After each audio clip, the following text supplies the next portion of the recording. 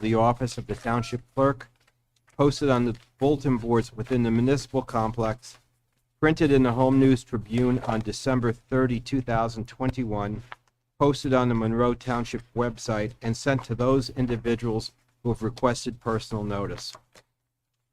Laura, please do the roll. Mr. Flory?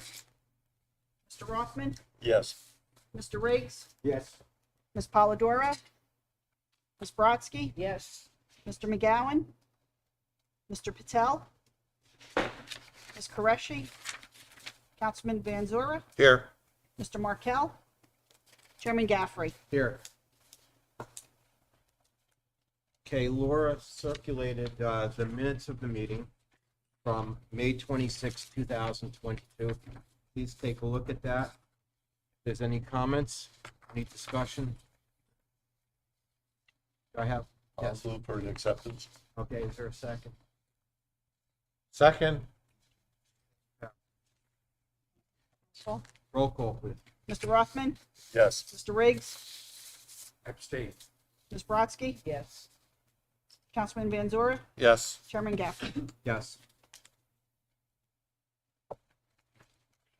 Okay, on the agenda tonight, we have one application, which is actually going to be broken into two parts, and it is PB 1232-21. Mr. Sheehan, please come forward. Thank you, Mr. You mind if I sit? Oh, please. Thanks. Thank you, Mr. Chairman. My name is Kevin Shee, and I'm an attorney with Parker McKay. We're the attorneys for Conifer Realty LLC. This property is Block 41, Lot 14. It's on Cranberry Half Acre Road. It's owned by the township. A couple years ago, the township had gone out for an RFP to seek a developer to provide affordable housing on the site, and specifically affordable housing for veterans on the site. Conifer had replied to that RFP and was chosen to be the developer and work in partnership with the township in order to develop the project. So they're going to develop 80 affordable housing units on the site, 37 of which will be designated specifically for veterans. The other 43 units will have a veteran's preference for them. So the goal is all 80 units to be occupied by veterans who qualify for the affordable housing. The property, as I said, is owned by the township. There's a park on one side.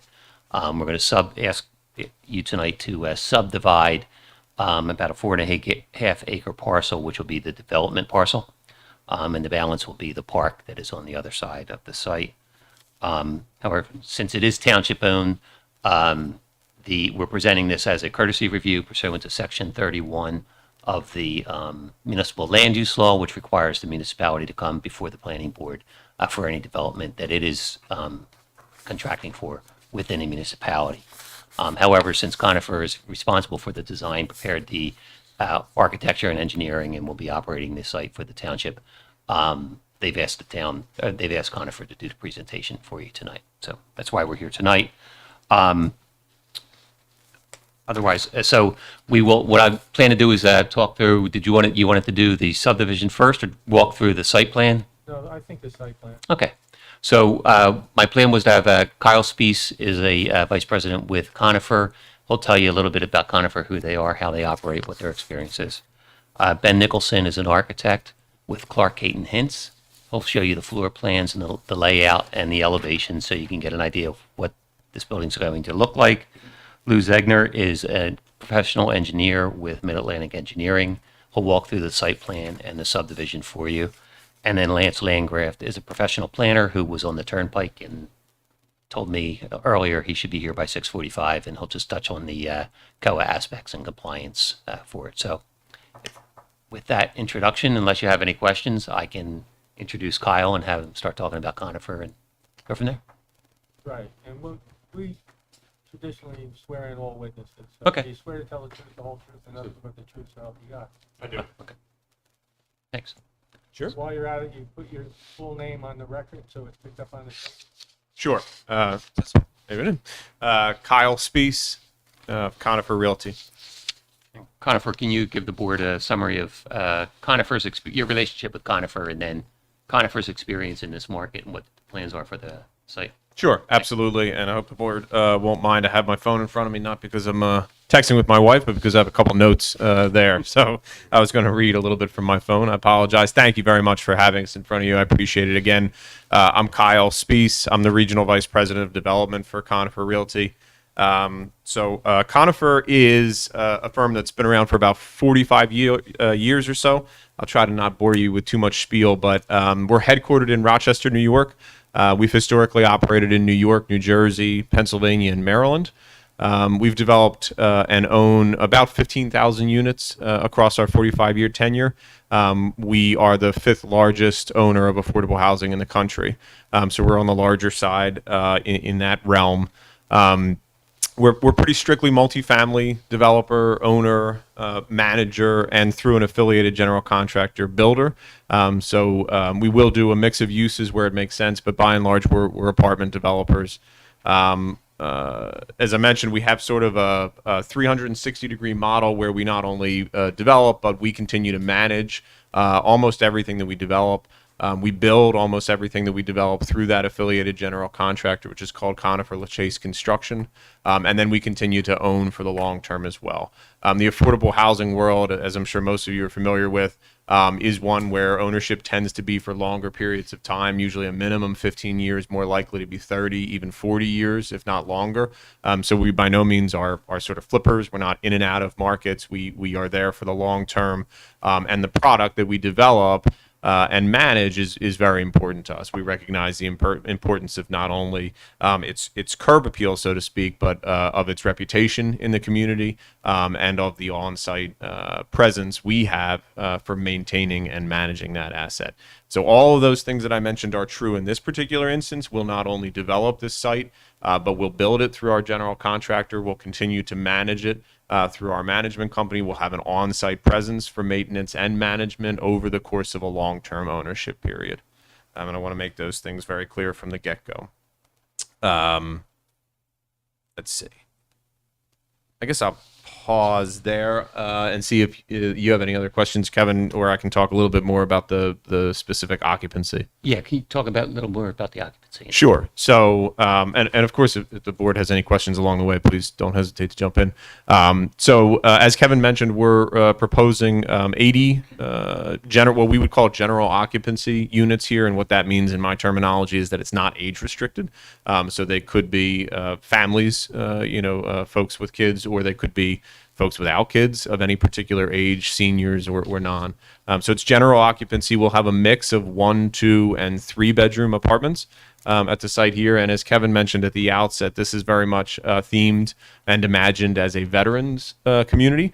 A portion of the units will be set aside for veterans, and then the remaining number of units will have what we would call veteran preference.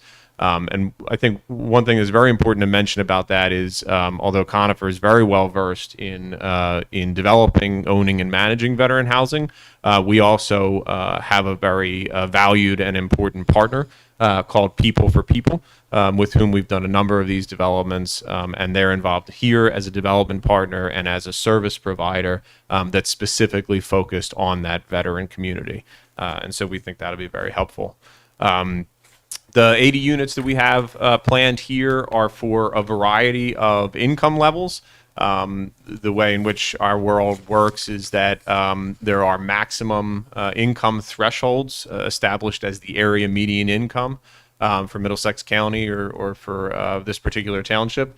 And basically, residents' incomes cannot exceed that threshold. And I'm happy to walk through the particular income mix if the board would like.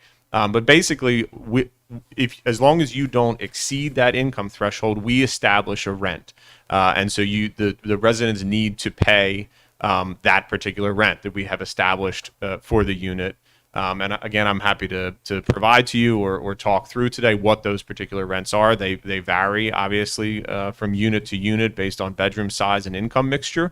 But I think the thing that I want to call out most is that we do have rents. There are rents that need to be paid. Tenants need to earn a particular income level in order to pay those rents, obviously. A lot of times affordable housing is a term that can be or a word that can be misinterpreted. This is not public housing. This is not, Section 8. This is affordable housing. Our main financing tool for this development will be low-income housing tax credits. That is an IRS level tax credit that is doled out at the state level, in this case by the New Jersey Housing and Mortgage Finance Agency, or HMFA. We're going to use a non-competitive. There's two choices: a competitive and non-competitive. We're going to use the non-competitive form of the low-income housing tax credit in order to build this housing, and basically that will allow an investor to give us money sufficient to conduct the development and construction of what we have proposed here. Okay. Any questions from the board? Not yet. Not yet? Okay. Yep. Appreciate it. And obviously our architect and engineer can talk better than I to the design of the development. So thank you again to the board. Just hold a little. Okay. Do you Great. swear to tell the truth, the whole truth, and nothing but the truth, so I- help you God? I do. For our record, can you give us your full name? Yes, my name is Ben Nicholson, and Ben, you're a licensed professional architect in the state of New Jersey. yes, it's 2019. Worked for Clark Kate Hints for over 7 years now.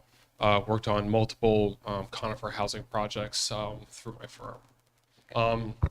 So first, I just wanted to walk you through the floor plans that we have, starting with the first floor plan. Can you tilt it a little bit so that Roz can see it? Sure.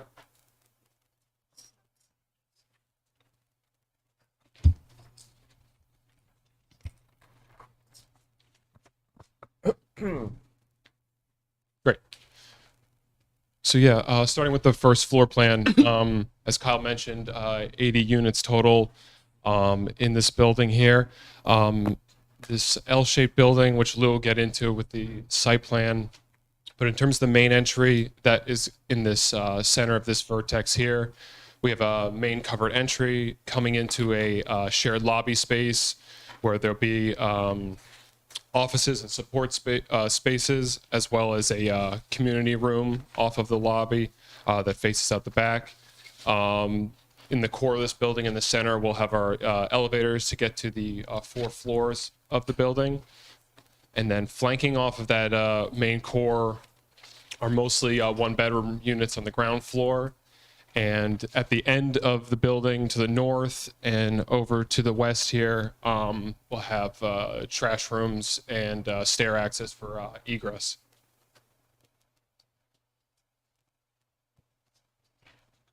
The second floor plan, very similar in terms of the unit layout, where the trash rooms are and egress points.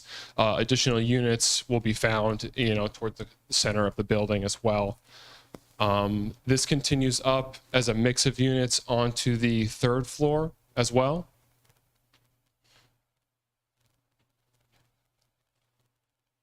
And the 4th as well. Again, a mix of 1, 2, and 3-bedroom units. And just briefly show you the roof plan with asphalt shingle and metal roof using traditional architecture that's found in the community in Monroe. Zooming in on the individual units themselves, like I mentioned before, 1, 2, and 3-bedroom. The 1-bedroom units are a little over 700 square foot. The 2-bedroom is a little bit over 1,000 square foot, and 3-bedroom slightly over 1,300 square foot. The layouts are very similar in each unit plan, just with an added bedroom in each. Walking into the main entry of each unit, you'll find a living space as well as an open kitchen that falls into the living space. Each unit will have access to the outside via either a porch or a balcony, and that's typical for all 80 units. Any questions on the plans before going to the elevations? Sure. Could you give us a break? Should do this better.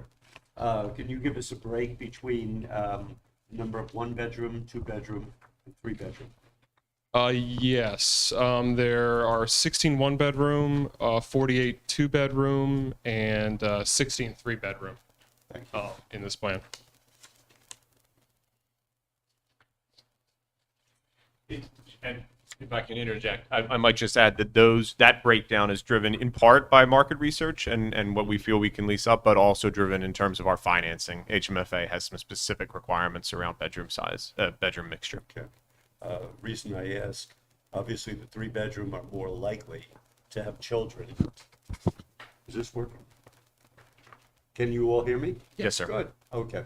The 3-bedroom are more likely to have children that would impact the township as opposed to a 1 or 2-bedroom. So thank you. Understood. Great. Okay.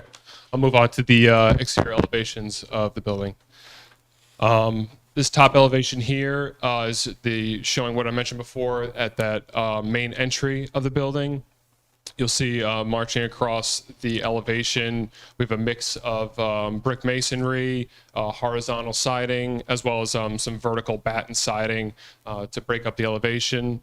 You'll notice that the balconies project out as they march along the building where there's each of the habitable units. That is typical on the inside of the building as well, that faces the parking lot. Going on to the elevations on the back side of the building, still keeping consistent with traditional architecture, gable style roofs, projected balconies, brick running along the bottom of the main floor, but also coming up onto the higher elevations along Cranberry Half Acre Road. And that's also consistent on the back side of the building as well.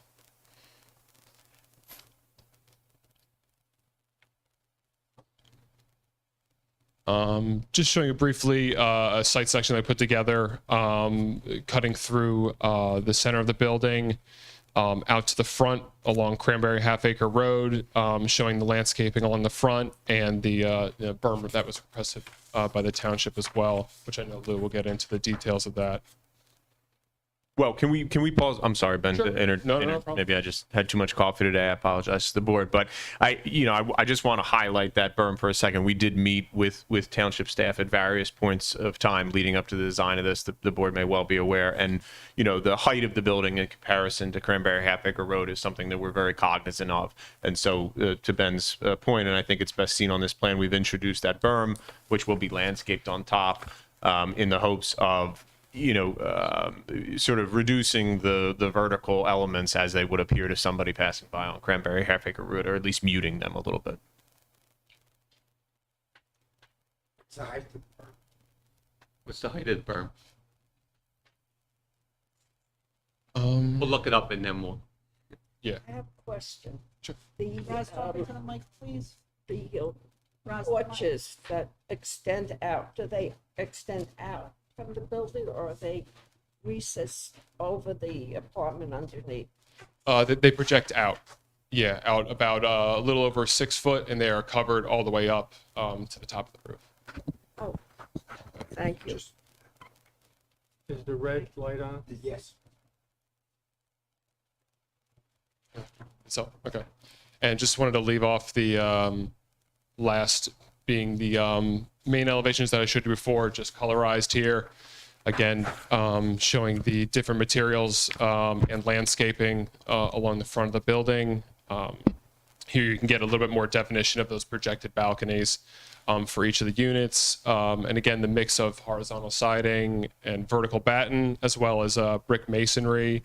And again, with the traditional windows and gable style roofs. Any questions, Any Mr. questions? Nichols? Mr. Chairman, may I ask a couple of questions? Sure. Could you talk briefly about where the mechanical systems of the... Could you light it on? I'll push it. Now it is, if I keep it holding. There's a button on it. Sorry. I'll repeat the question. Could you talk briefly about where the mechanical equipment of the building would be placed? Is it PTAC or how it will be placed and buffered? For the individual units, it's a split system. So each unit will have a associated condenser as well as interior units located within the bedrooms and the living spaces of each of the units. Okay, and there would be no condenser equipment outside on site? Yes, each unit will have its own condenser on the outside of the building, whether it's mounted on grade or on the associated balcony. Okay. The second question, I don't know if I'm supposed to ask you or the engineer. Could you talk a little bit about the trash removal process? I think we touched that at the technical review committee, where it exists and how it'll be removed. So, Okay. From an architectural standpoint, I had mentioned before, on each end of the building, there's individual trash rooms.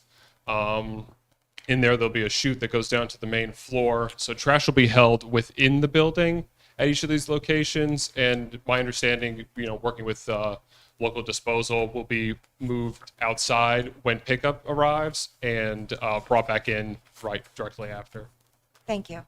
And last question, in terms of moving in and moving out, as justified, it is to be managed by a firm. So I'm assuming the moving in and moving out will all be coordinated in terms of entrance from the main lobby. Is that correct? Defer to Kyle. Could you just put that on the record? Yeah, sure. I mean, yes, it would be coordinated and sort of supervised. I mean, we're going to use the same elevators as will eventually be used for passenger use, but we will, for at least for initial occupancy, with a lot of people moving in. I know the management company hangs the protective pads and whatnot, and they'll be cognizant of not having too many moving trucks in the same spot on the same day and that kind of thing. It'll be coordinated like that. Thank you. Thank you, Mr. Chairman. Anyone else? Nope. Thank you. Thanks, man.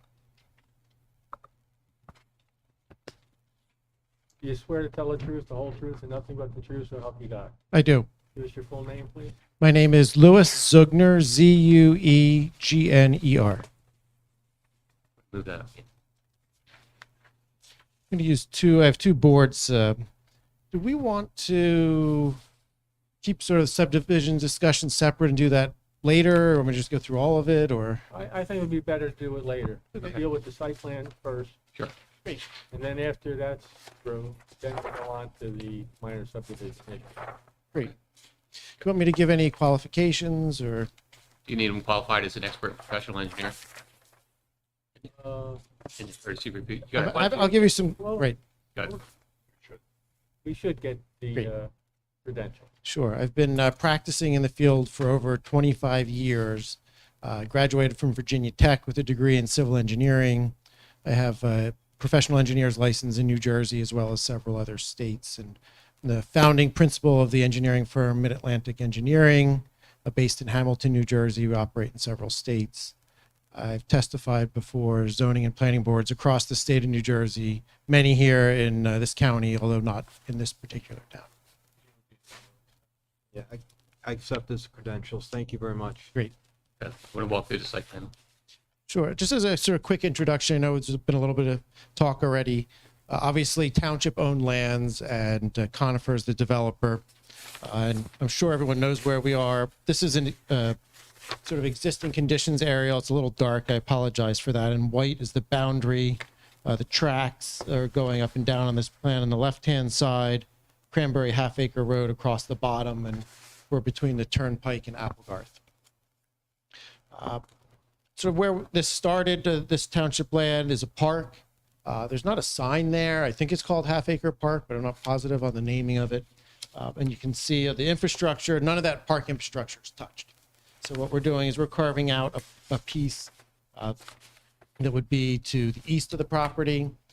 And then I'll talk about it a little bit, but constrained somewhat by PSE&G had an easement there.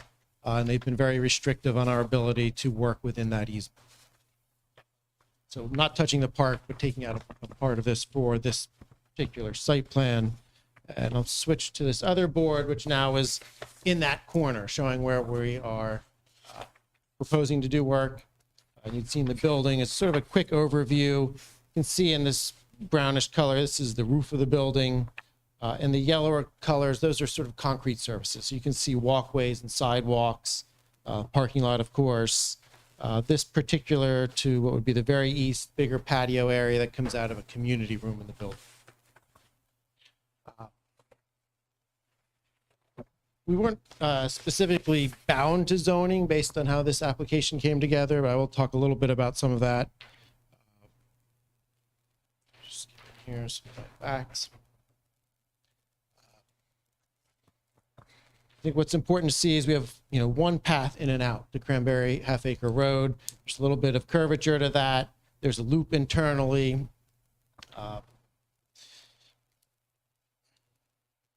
In terms of some of the specifics on zoning, the PRC2 planned retirement community zone, which obviously doesn't fit to what we're doing, but some of the numbers, our front yard setback to the building from the street is 51.8 feet.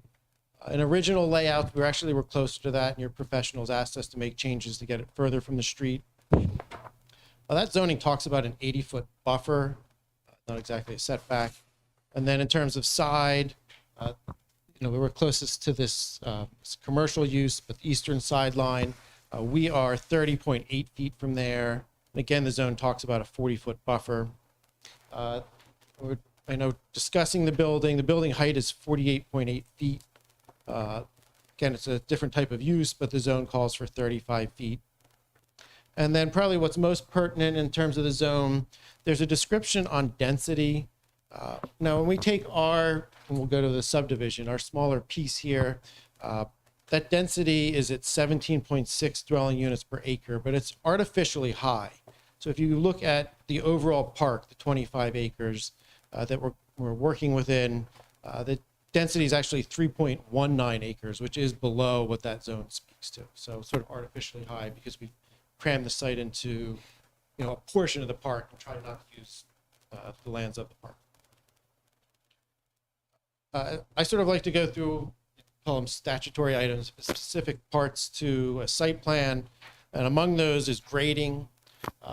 This site, in its existing condition, generally grades to the northeast, sort of slopes in that way. If you look at the overall, going back to the prior board, way back in here, there's actually some wetlands and some lower flood areas, very far from where we are, but everything grades that way. We don't change that general dynamic. It still continues to flow in that direction when we're finished. Came up earlier. This building's actually lower than the road here in the front. Poses some grading challenges. We were trying to craft a berm at suggestion of your professionals. In terms of height, this building, and the road's from right to left going downhill a little bit, 8 feet below the road in this upper corner, top of the berm. The berm's only about 2.5 feet up from the road. So it comes up, the most we could get it up because we've got to get back down, and we've got to also make sure we are able to drain in front of the building, which is lower than the road. But it's an 8-foot sort of delta from the bottom of the building to the top of that berm. Let's see, stormwater. We meet not just township codes, but all the NJDEP codes for stormwater on the site. It's achieved sort of through 3 means. There is underground system of chambers underneath the parking lot. Because we're in a smaller land footprint, we needed that for volume. There are 2 surface areas, a basin here and a section. I don't know why it's colored blue because it's not really appropriate, but in the middle of the parking lot, this is a small depression that would be planted. Probably heard the terms bioinfiltration or biobasin. So it's actually planted in landscape, but in a rainstorm would fill up with water. Those are plants that can handle that. There is lighting and landscaping as you would see in any other site plan. It's modern LED fixtures for the site lighting. The only challenge we were posed with is PSE&G doesn't want any poles in their easement. You can see sort of this dashed line right through the middle of our parking lot. That's the beginning of this easement. We're able to do surface improvements, the parking.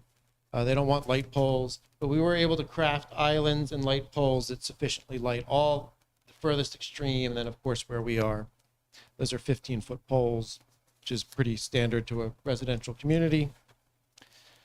And there's a very thorough landscaping plan to this site. There's full foundation plantings all around the building on all 3 sides.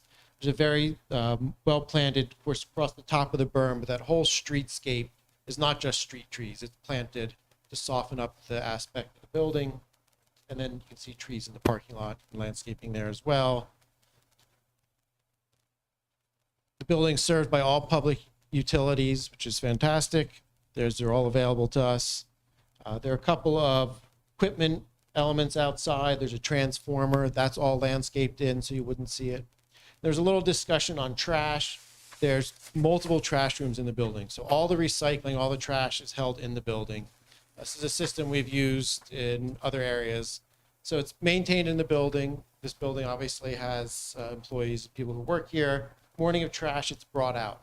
And you can see these two in the parking lot, lighter tan colors. That's not actually anything to see. It's a concrete pad. So those trash canisters are brought out in the morning of pickup. These are set up in locations where they're easily picked up by the hauler's truck, and then they're brought back into the building. And these are not big dumpsters. They're easily moved around by a person on wheels. It's trash out of a compactor. And then each of those are set in islands and areas where they're fully landscaped around, so you wouldn't even see it anyway. Obviously, circulation in a site plan is always important. This particular use is low volume. There's not a lot of cars coming and going like a commercial or retail use. And like you would see in any residential community, 24-foot wide aisles, 9-foot by 18-foot parking spaces. There are ADA spaces, and there are sort of see green lights in here. That's based on the new rules for EV parking spaces. There will be EV chargers. So circulation is safe and adequate. Total number of parking spaces here is 101 parking spaces. And this is at 1.25 to 1 on a unit. And we've done a lot of work across New Jersey in suburban and rural areas with this type of affordable housing, and that's a good target number. So we're confident in that. Probably the only last thing I would say, there was a review letter from your engineer, Mr. Razumowitz. I've gone through that. I don't think we have any concerns with complying with all of items he has left. And I know this was mentioned before. All your professionals worked tremendous amount with us prior to this, and they were very helpful and had great ideas. They're great to work with. Any questions from the board, from Mr. Razumowitz, Ms. Apte?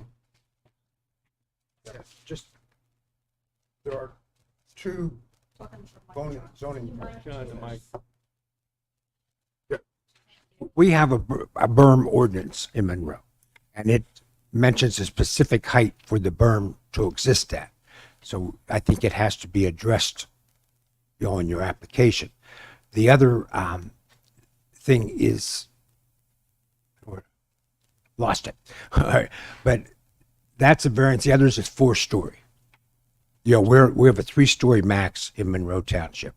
I think both of those items have to be addressed. Well, I think you spoke to the berm, right? Sorry. Mr. Chairman. Yeah, I can Mr. jump in. Razumowitz. So some of the history of this, just started out as 37 veterans affordable units. We had the opportunity to get this to 80 affordable units. 80 affordable units saves 320 market rate units. So that was a good opportunity for the town. Some of the challenges with this site are the PSE&G easement that's there. PSE&G has been less cooperative than in the past. Under some of their new requirements, they limited some of the amenities that can go under within their easement, such as the parking lot. So there were some challenges to make this work here. The berm, again, it's an 8-foot high berm from the side of the home of the building. It is essentially down in a hole from the roadway. So the height of the berm is 3 to 4 feet on the roadway side with plantings. Plantings are going to be installed on top of it. We worked extensively to get as much of that berm in as we can. The other challenge was we didn't want to raise the site up higher and put the building up higher. With regard to the 4-story, again, in order to fit it in here and get the 80 units, we had to go to 4-story, but the look of the building, and if you saw some of the elevations, with it being 4 stories, but essentially down in a hole of 8 or 9 feet below the road, it essentially looks like a 3-story building from the road. But it is 4-story. Not the only 4-story building in Monroe. There's one, down the street, 1 or 2 down the street from this. But again, the appearance-wise will look more of a three-story. So I just wanted to add that in there for that. It has to be addressed as a variance, does it not?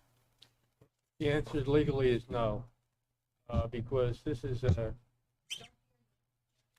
a courtesy review, which brings the applicant or the attorney on behalf of the applicant forward to discuss the project, but there'll be no vote on approval or disapproval of the site plan in accordance with the Municipal Land Use Law, Section 31A, which makes it clear that the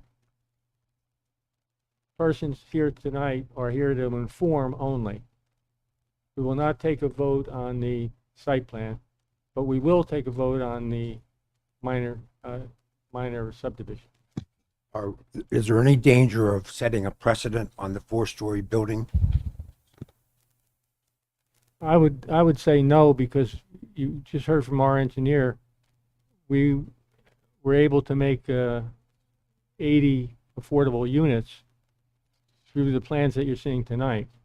And I don't think that we're going to set any precedent regarding other affordable housing units. No, the only one comes to mind is we're in litigation down on Route 33 for a developer trying to put in four-story buildings to make up for what he lost with the Eagles.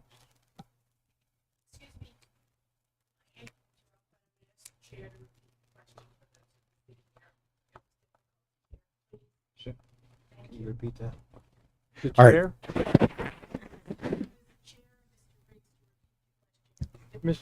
Mr. Riggs, please. All right, my concern is that we're in court with an applicant now who had his original plan squashed because of the Eagles Nest and his proximity. So in order to compensate for it, he is attempting to build four-story buildings, and we're fighting him in court. And now here we're permitting it. So that's where my concerns come in. I have no problem. I think we need the affordable housing, and I don't mind it happening to accomplish the affordable housing, but I'm just worried about the litigation.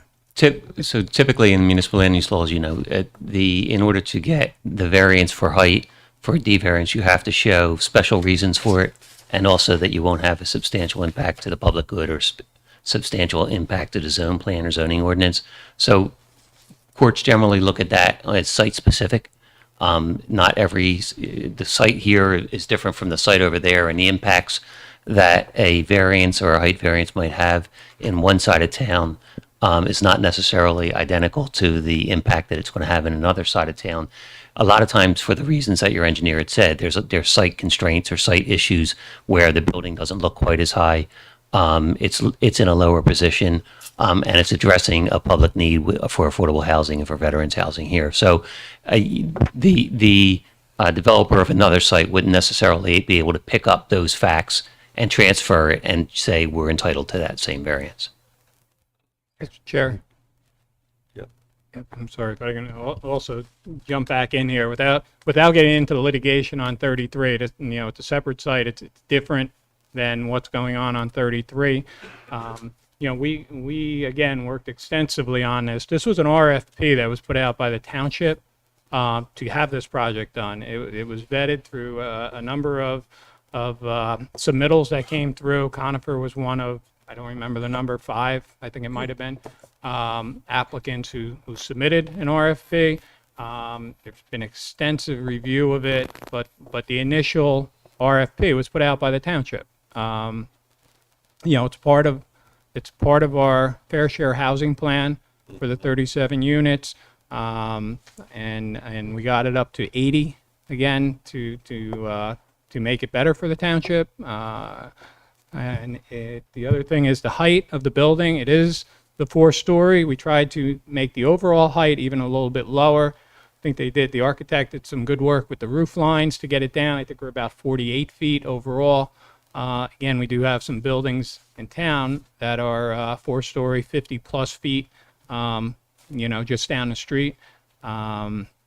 So, though it's a different site and not trying to compare, but, it's not the only 4-story building that would be in town. Mr. Chairman, can I make a comment? Please go ahead. And this is following up on what Mark said, and Mark, clarify if I'm wrong. But we're getting 80 affordable units, which we desperately need. If another developer was to come along and put forth a proposal based on the 4-to-1 ratio for 80 affordable units, in essence, 400 units total would be built. They'd be entitled to build another 320 at another site. The 320 would be market rate. Market rate Correct. facility. Okay. So here we're getting the 80 affordable units, and they're not seeking to build another 320 units. They're not seeking to build any other units, just the 80 units. So we knock off 80 units, and in so doing, and knocking off the 80 units off of our affordable housing, we save the prospect of another 320 market rate homes that could be built, which would certainly have a far greater significant impact on our schools and all the other issues that we're concerned with in town, I think.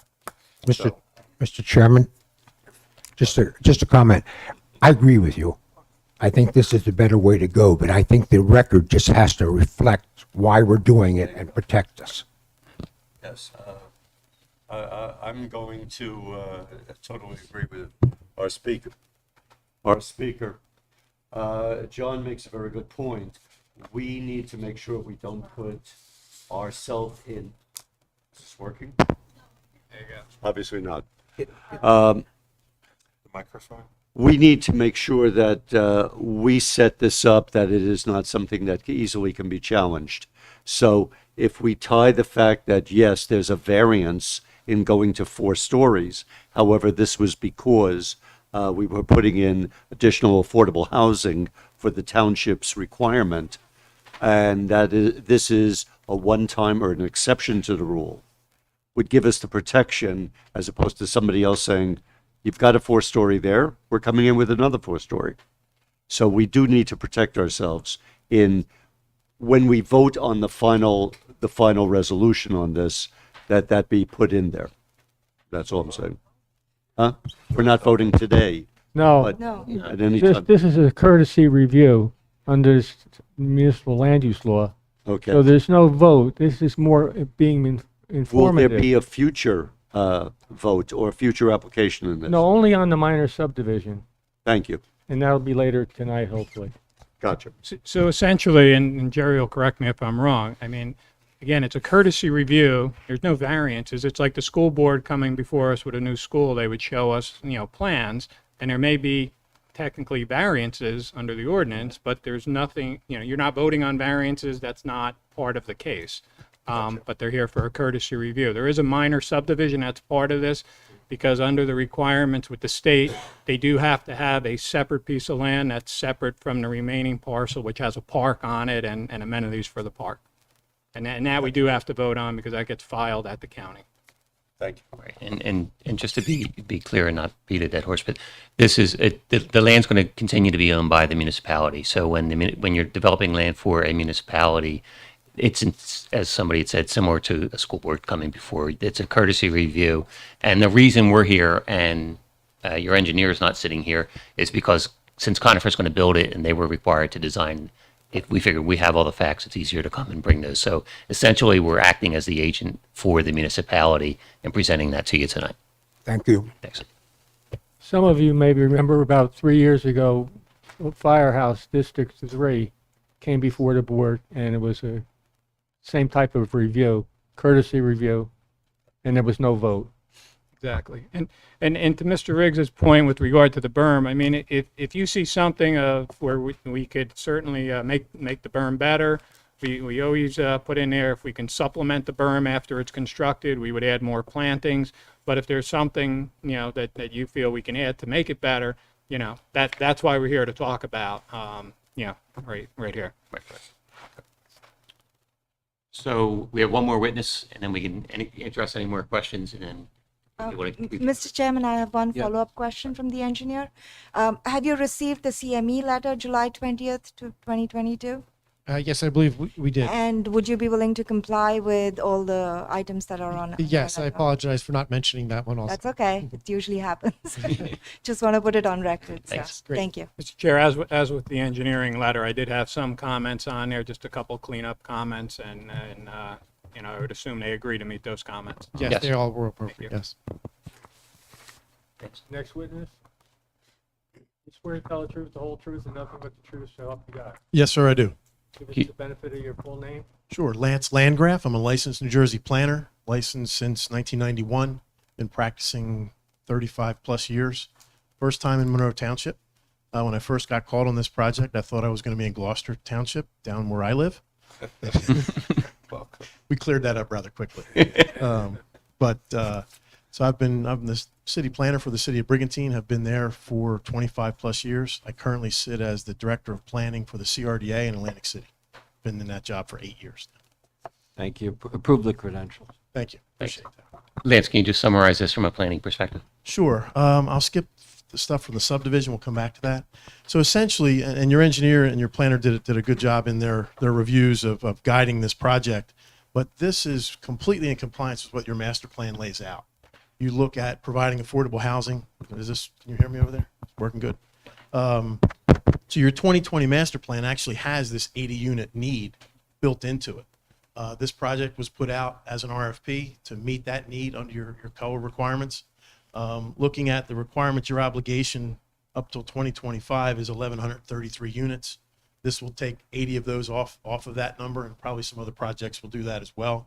So you're looking at, meeting a good portion of that obligation with one project without, as your engineer indicated, the other single family homes, or not single family, the market rate units that would be typically associated with a blended project.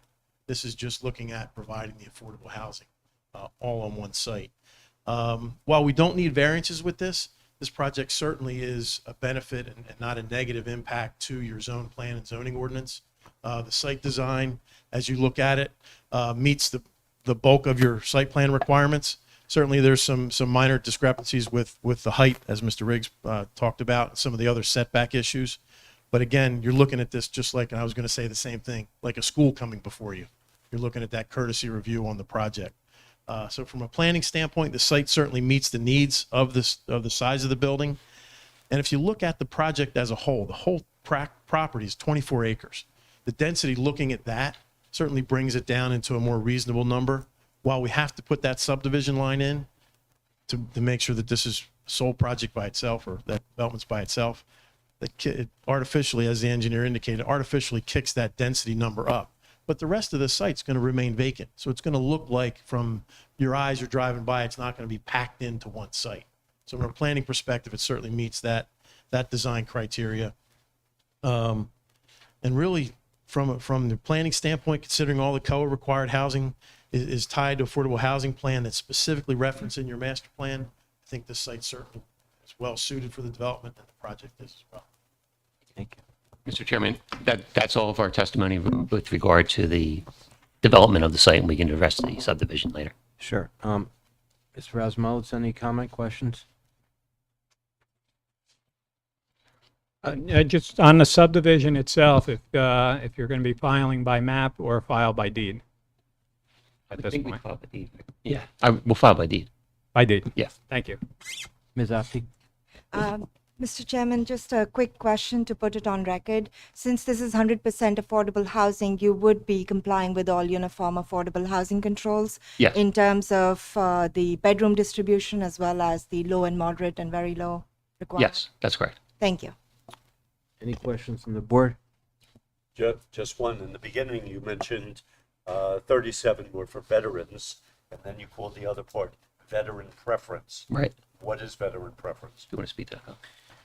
The short answer is that in our terminology, there's a difference between a reservation, which means that it really must be filled with a veteran, versus a preference, which means that we will try to fill it if there are veterans interested in the housing. And so we'll accept applications, construct a waiting list, hold a lottery where we ask for whether applicants have veteran status. And basically, to the extent that we can find all 80 that we can find veteran households needing all 80 units, then we will prioritize them. But if not, then we have the ability to fill those remaining 43 units with non-veterans in order to lease up the building. I'm sure you can imagine how important it is once it's built to occupy it. You said we'll discuss it later, and I was just curious. Sure, no problem. Thank Can you just talk a little bit about, you've done veterans and veteran preferences before. Can you tell them where you've done those and you've been successful? I know you've done them in Clayton. Yeah, we did a deal. I look at Janine for help. She's been working in New Jersey a little longer than I have. So we did a development called Camp Salute in Clayton, which was how many units? 70. 70 units, and I think that was a mix, like here, of veteran set aside and veteran preference. Gotcha. Sorry, Kyle. No problem.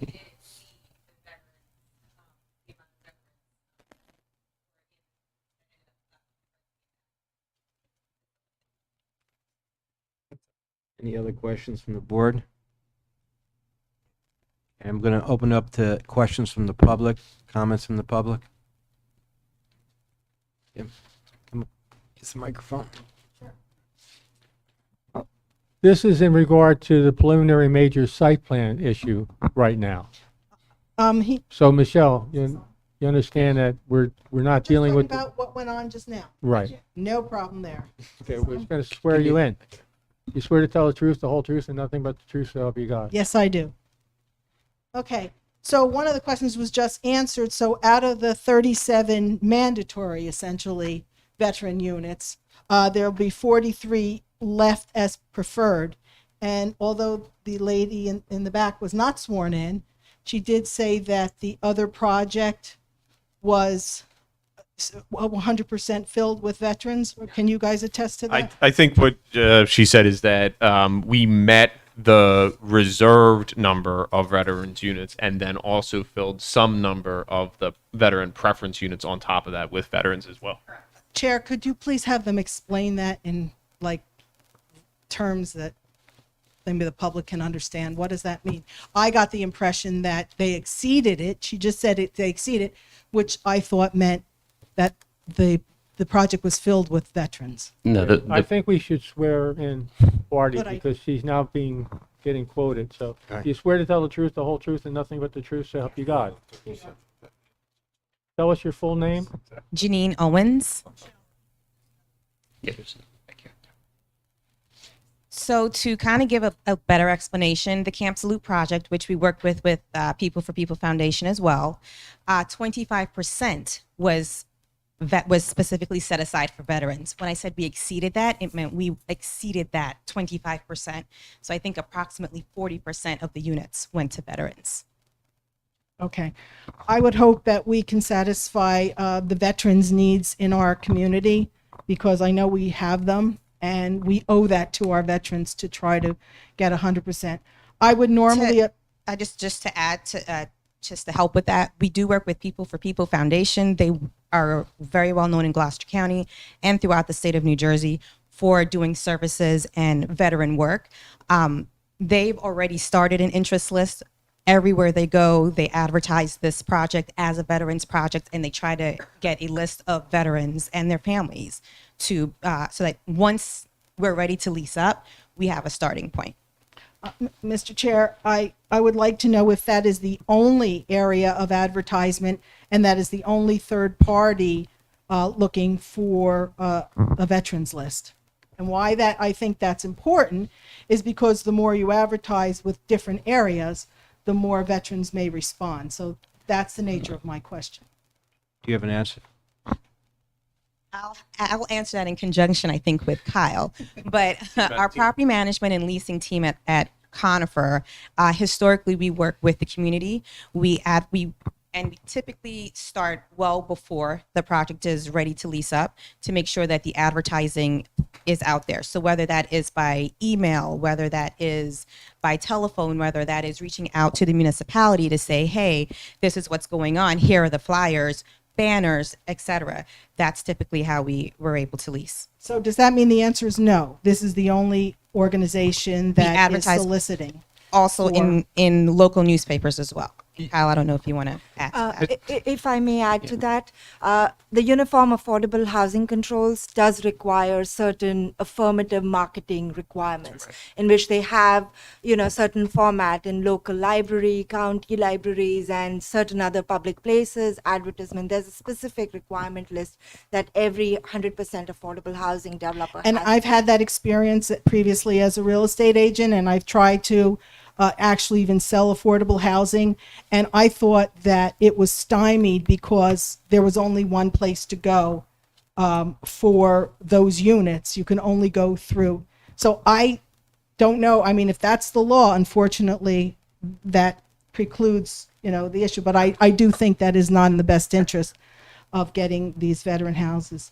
But to Mr. Riggs' question and concerns, I would normally, about height, I would normally try to keep within our ordinances. However, and again, it's disappointing that it might not be 100%. Had this been exclusively 100% veterans, I would have said, let's go, let's do it for our veterans. But I also have the concern because we seem to be building over our ordinances all over the place. So, and this will be, will this be just like, what is it? Piazza? Is this company going to be regulating the building after it's built and after it's rented? So, just very quickly on the veterans point, just to we would like nothing more than for it to be 100% veterans. So that is a goal, and we would love to get there, and we're happy to work with the township or any concerned resident in an effort to get there. So that's on that point. I don't know anything about Piazza, but we will continue to own and manage and maintain the property for a minimum of 15, if not 30 years after it's built. And then what happens to it, Mr. Chair? That goes quick. It is highly unusual for us to sell or hire a third party management. I can't make predictions about 31 years from now, but I will say that we're a 45-year-old company. We continue to manage and maintain many of the assets that we've developed in that history. And they will be maintained respectfully for our veterans, I hope. They will remain clean and all of the facilities will stay intact. I hope we can. If I can answer that one, I can quickly say yes. I mean, reputation is the linchpin of our business, so it's highly important to us. Thank you. Anything further? No, I think you're done with me, right? Thank you. I can see it in your face. Anyone else from the public wish to be heard? Then I'll make a motion to close the public portion of this. So moved. Second. Mr. Sheehan, please. Want to address the subdivision? Yes, but Yeah. vote on closing the public portion? Okay. All in favor? All in favor of closing the public portion? Aye. All opposed? Abstain? Okay, the second issue, it's been discussed, but we have to look to take formal action, is sheet 3 of 18 is the subdivision plan. So please proceed in regard to the necessity for the subdivision. Sure. And then we'll look to implement it. Yeah, so I'll ask the engineer to go through the subdivision plan. It's up. I'll ask him to walk through the subdivision and Great, and hopefully this will be the simplest testimony I've ever given. It's a minor subdivision, so we're taking, I've called it 25, but it's 24.23 acres is the overall park property. You can see it here on this board in the white outline tracks, cranberry half acre along the bottom. The parcel that we're taking out, shown here is lot 14.02. We'll confirm that with your tax assessor. The remainder, lot 14.01. The remainder is 19.68 acres, and the veterans housing site would be 4.55 acres. We would, of course, present the deeds that we would file to your engineer for review, your attorney for review. And just the one item I would mention is, in our sort of process of determining that, our objective was to maintain as much land in the park as possible. Right? We tried to make the veterans housing lot functional and work and accommodate all of its components, but we didn't want to make it overly large. We wanted to leave that land with the park.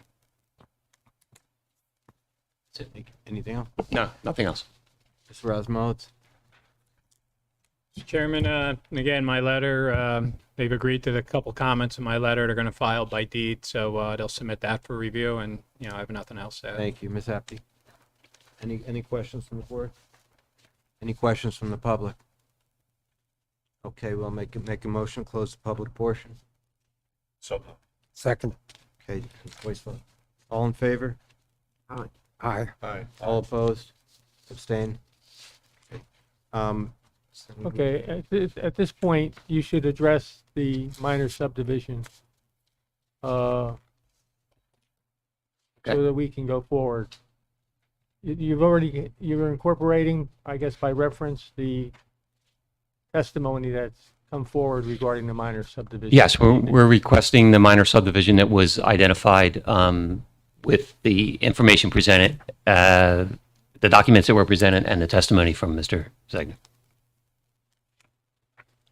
Yes, and we're asking that the board adopt a resolution approving that minor subdivision, and we'll perfect it in the normal course through the deeds.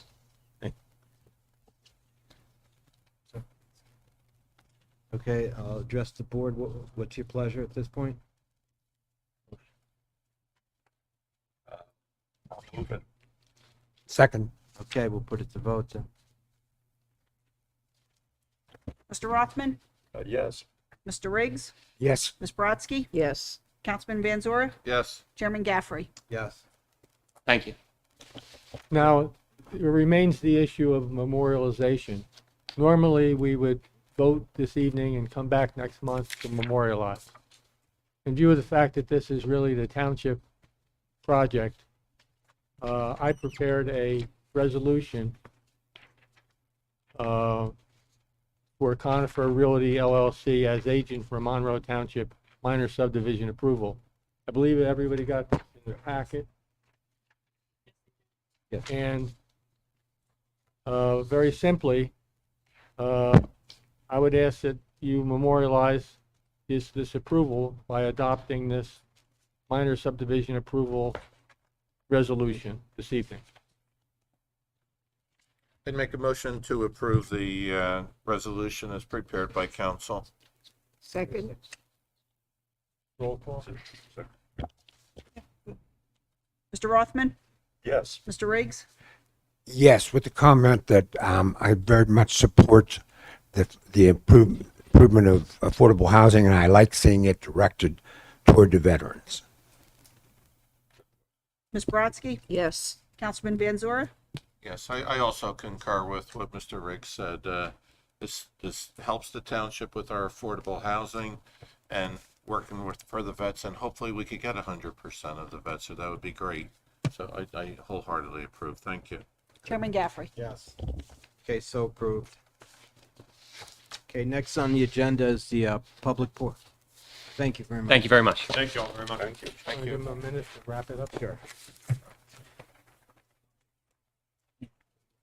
So,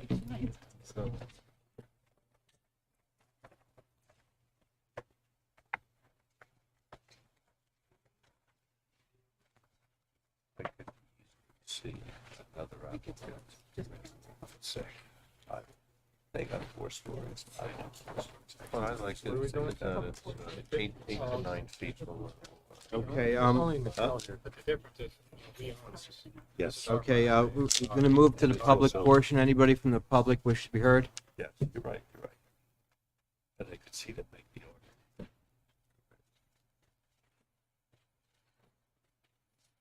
I'm not sure if I can ask this as a generic question, but in terms of the 80 affordable housing units, is this on?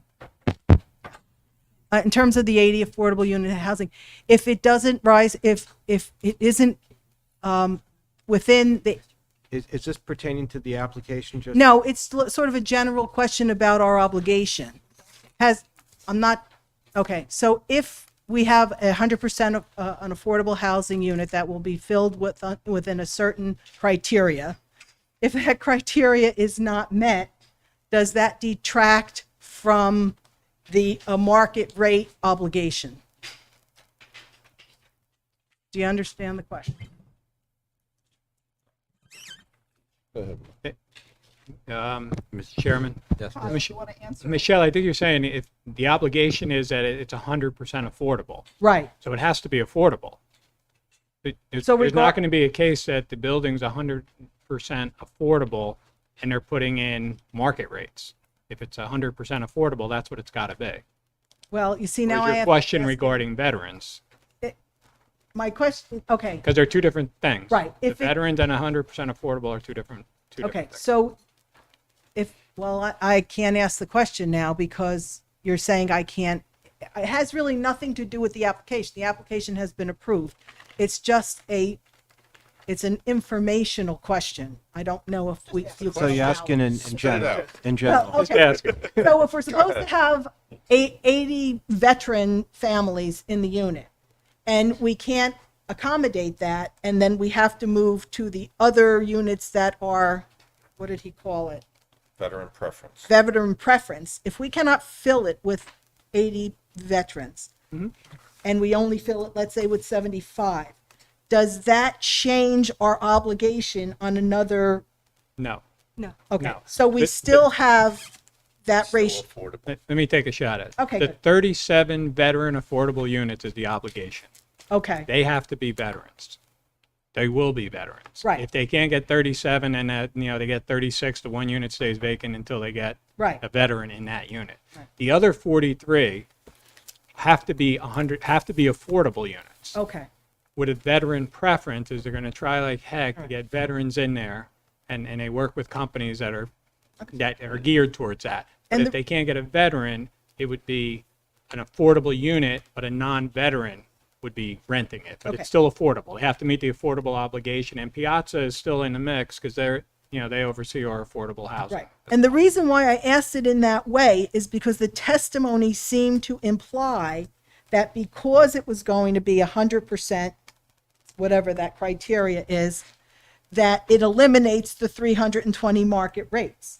So it doesn't, so as long as we meet the 37 and the remainder stays affordable, we are still not going to risk the 320 market rate properties. The 320 market rate units that say that it's because it's 100% affordable overall. Okay, That's what that's the saves the key, market that's the rate. key Correct. criteria. Yeah, the veteran part is not, that doesn't change the 320 that you're Because, saving. because I thought that sometimes we got more credit for different aspects of the affordability Yeah, you're criteria. getting into our fair share plan, but Right. if there's apartments, there's, and I don't want to go down that road because I don't remember exactly. Okay. There's a Well, you credit see, I'm starting to learn Yeah, there's a and where credit. we're at. Maybe up to a certain percentage, maybe make it. Yeah.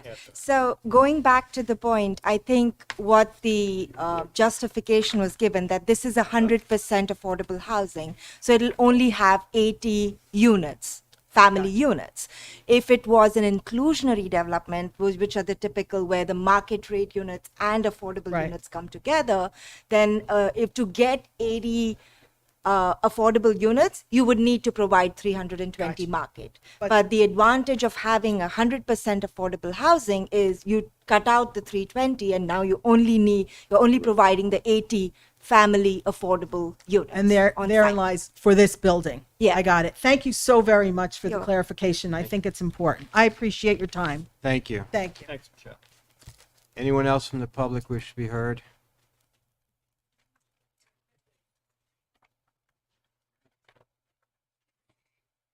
Okay, introduce For yourself. your record, my name is Miriam Cohen, and as chairperson of the Affordable Housing Board currently, and as chairperson of the council, I am delighted that this was presented this evening, and I am delighted that we will be moving forward as a town.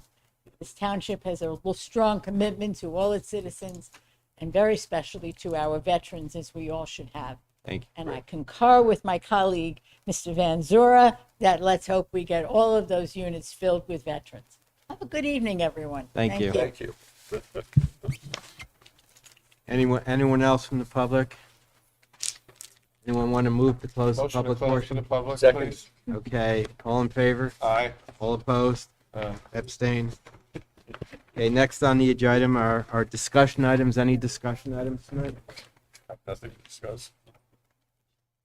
I do. Can I bring up about people using microphones?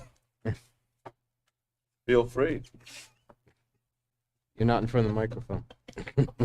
I don't need the microphone. Miriam, how bad is it in the audience?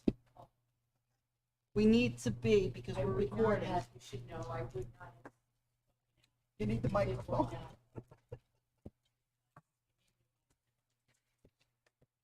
We have the same problems. Mr. Chair, if I can make a suggestion, and maybe you can send it up the ladder. I mean, we're sharing some microphones here. Sure. I don't know if each individual had a microphone. I don't think we need too many more. And maybe if they're all working. Sure. We do have a mix and match of microphones. Maybe we can Working is a yeah, concept. get them all working, and each person can have one. Sure, I'll Just a check with suggestion. Laura and how that's That might help. done. Well, we have council president, we have a councilman, we have our director. I'll make sure that I take care of that. Thank you, thank you. I Okay, always thought it was just the handheld ones that I'm we had getting problems text with. messages because it's, Yeah. we're still live streaming, so if we're, we want the public to be able to hear too. Okay. Yes, we do. This is serious. I Sure. would not have said anything if I were able. Sure. I Okay. really mean that. I just. okay, moving on, any correspondence tonight? No. Hearing none, do I have a motion to adjourn? So moved. Second. Second. All in favor? Aye. Aye. All opposed? When is our next meeting? August 25th. August 25th. Great.